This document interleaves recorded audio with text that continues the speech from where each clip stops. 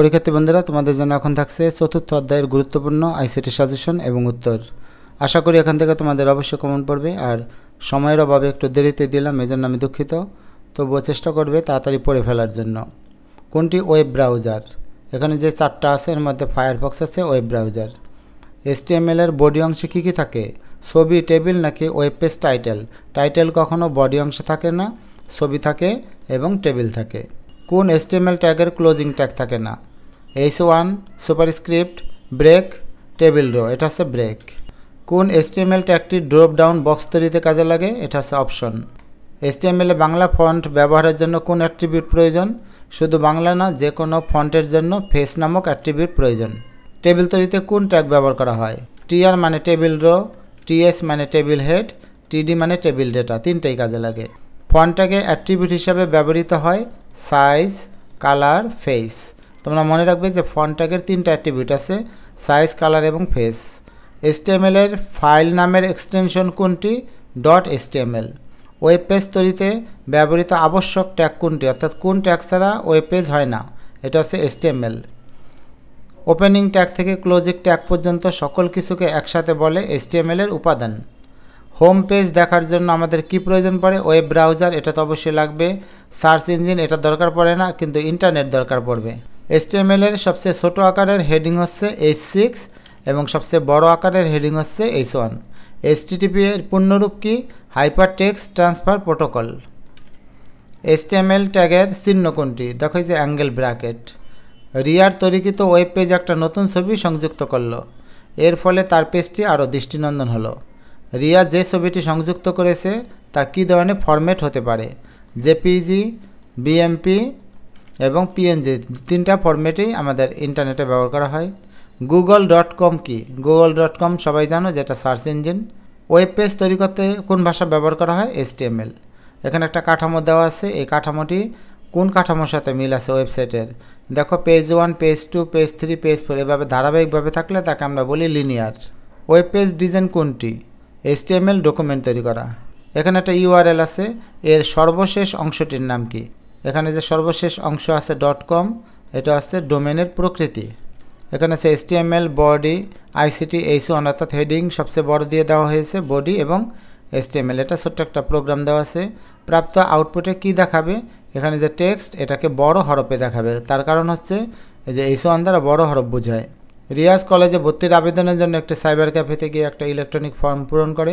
সেখানে বসে সে তার মোবাইলে পূরণকৃত ফর্মের আলোকে নির্দেশনামূলক একটি মেসেজ পায়। উদ্দীপকের তথ্য প্রযুক্তির কোন সেবাটি গ্রহণ করা হয়েছে? ওয়েবসাইট। ISP এর পূর্ণ নাম হচ্ছে ইন্টারনেট সার্ভিস প্রোভাইডার। DNS এর পূর্ণ নাম হচ্ছে ডোমেন নেম সিস্টেম। একটি পেজের সাথে অন্য পেজের সংযোগকে HTML এর ভাষায় বলে হাইপারলিঙ্ক। রিফাত নতুন ওয়েব ডেভেলপার্স ব্যবহার করে ওয়েব পেজ তৈরি করে এবং হাইপারলিঙ্কের কাজ করে। রিফাত উদ্দীপকের কাজ করতে কোন ট্যাগ ব্যবহার করে? এখানে হাইপারলিঙ্কের কাজ করতে গেলে তোমরা জানো A ট্যাগ বা অ্যাঙ্কর ট্যাগ লাগে। ফন্টের নাম পরিবর্তন করতে কোন অ্যাট্রিবিউট লাগে? ফন্টের সাথে সম্পর্কিত অ্যাট্রিবিউটের নাম আছে ফেস। কন্টেনার ট্যাগ কোনটি?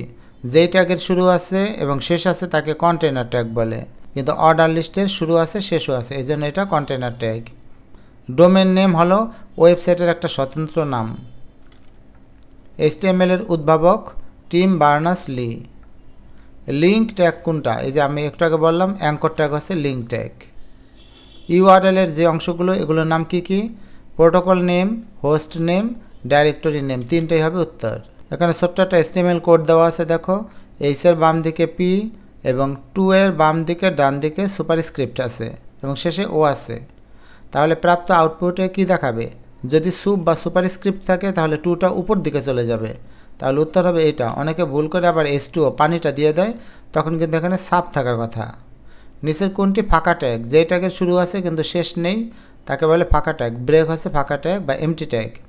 ওয়েব পেজ প্রদর্শনে ব্যবহার করা হয় ব্রাউজার।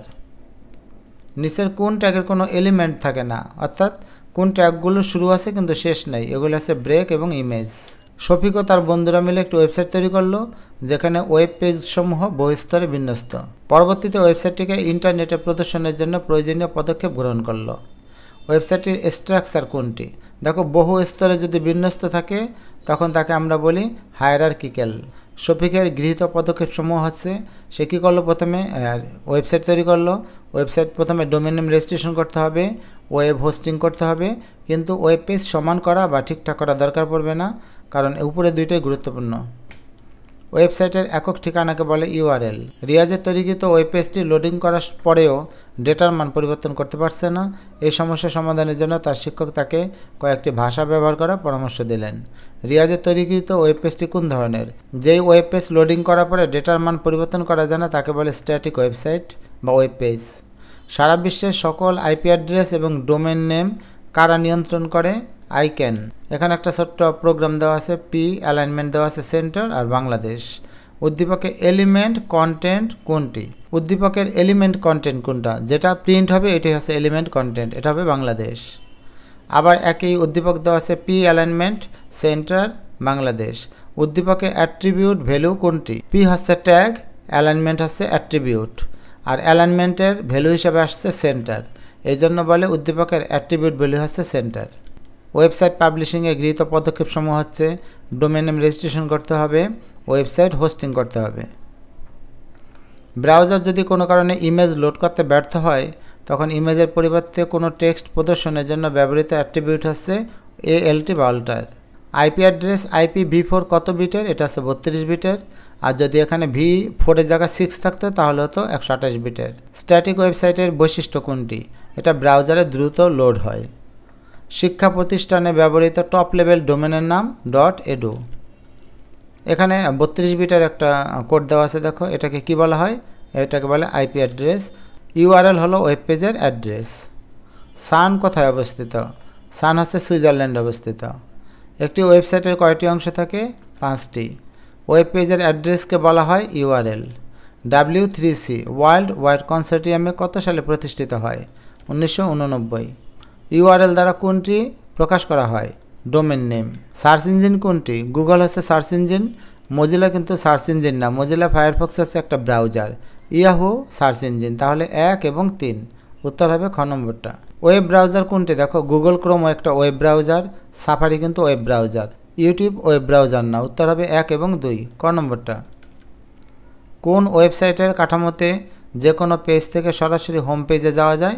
নেটওয়ার্ক, কারণ এটাতে একটা পেজের থেকে অন্য পেজে সরাসরি চলে যাওয়া যায়। কোনটি এমটি এলিমেন্ট, অর্থাৎ কোন এলিমেন্টের শুরু আছে শেষ নাই? ইমেজ। একটা HTML ফাইলে শুরুতেই কিন্তু HTML ট্যাগ থাকে, প্রতিজোড়া শুরু ও শেষ ট্যাগ থাকে। আসলে সব ট্যাগে কিন্তু কন্টেইনার না, কিছু ট্যাগ আছে এমটি ট্যাগ, এই কারণে 2 নম্বরটা ঠিক না।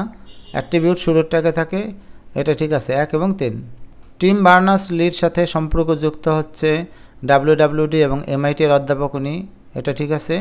এবং HTML ও জেনেভার সান এর সাথে ওনার সম্পর্ক আছে।